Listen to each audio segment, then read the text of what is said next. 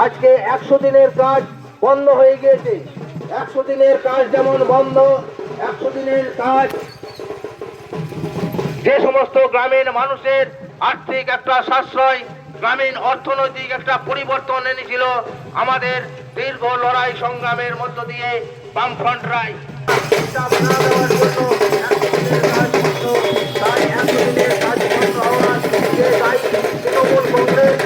তৃণমূল কংগ্রেসকে হটাতে, বাংলাকে বাঁচাতে